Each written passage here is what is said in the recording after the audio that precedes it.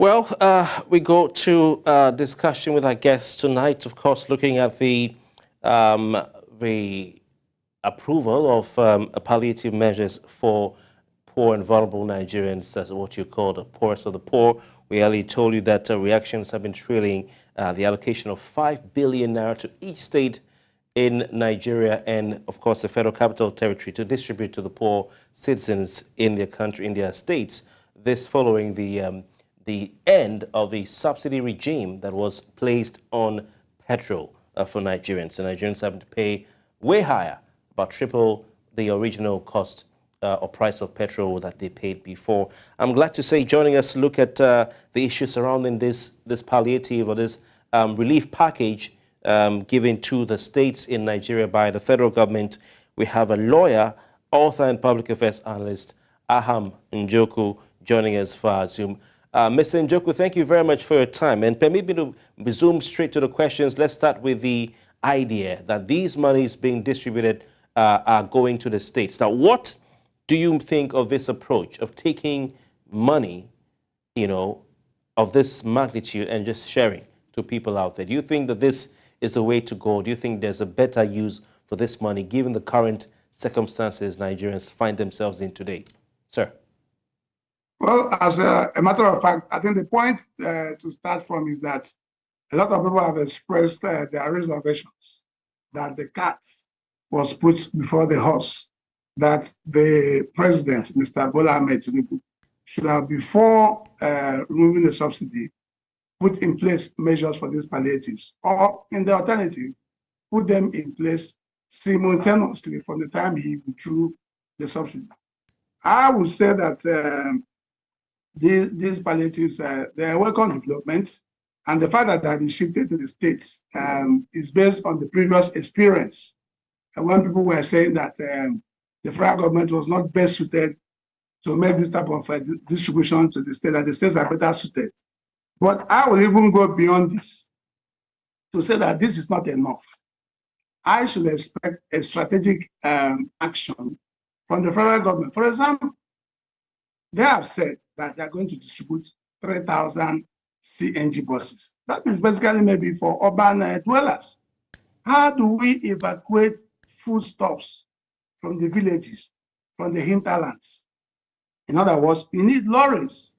You need to introduce lorries that are affordable for these food items to be evacuated. Because if you look at the headline inflation in Nigeria today, released by the Bureau of Statistics, food inflation is getting out of hand.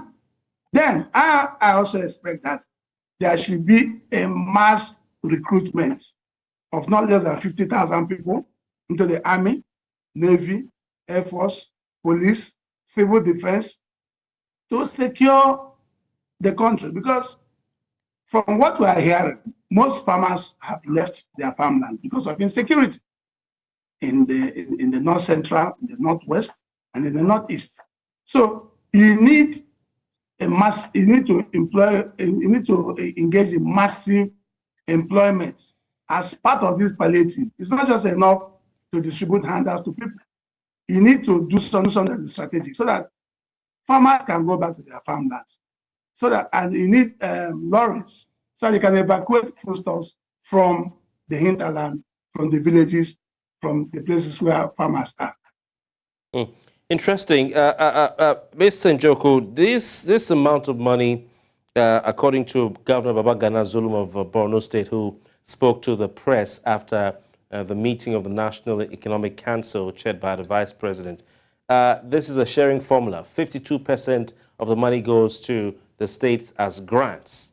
48% is to be paid back on loan on instrumental basis, by the states and local governments through the Central Bank of Nigeria in 2 years.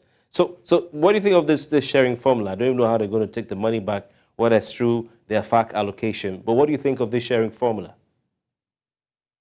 Well, I think it is also the same way that national revenue is distributed. I think that nothing is wrong with it.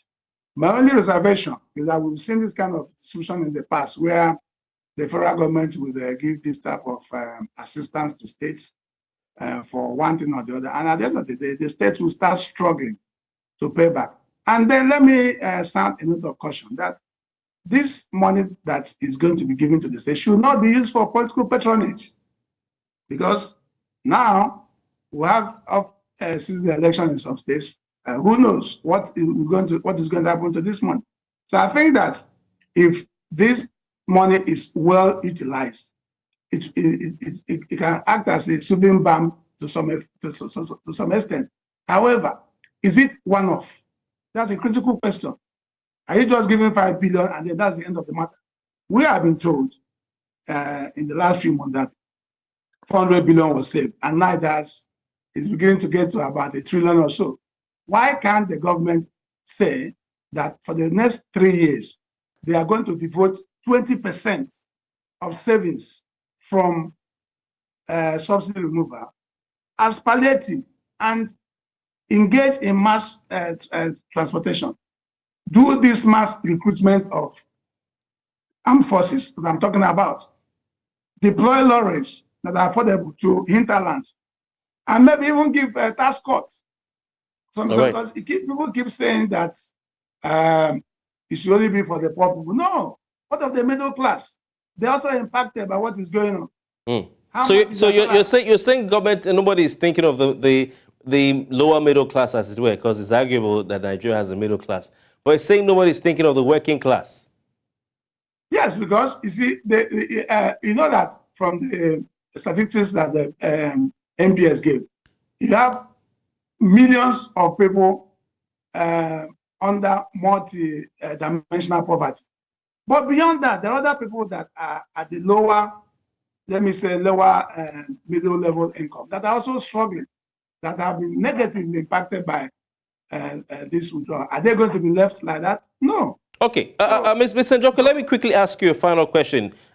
You obviously have raised questions about accountability. You're talking about these items being distributed for political patronage purposes. How can it be ensured, either by government or whatever institution, that there are accurate checks and measures to follow the money? To follow the money, to make the first thing to do is that, yes, thank you. The first thing to do is that there must be a budget that is well thought out and even approved expeditiously by the Houses of Assembly.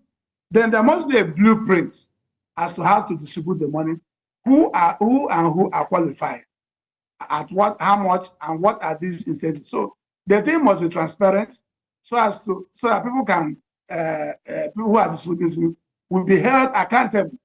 It's not just enough to say that you're giving 5 billion. Who is getting it? What is the criteria for distributing it?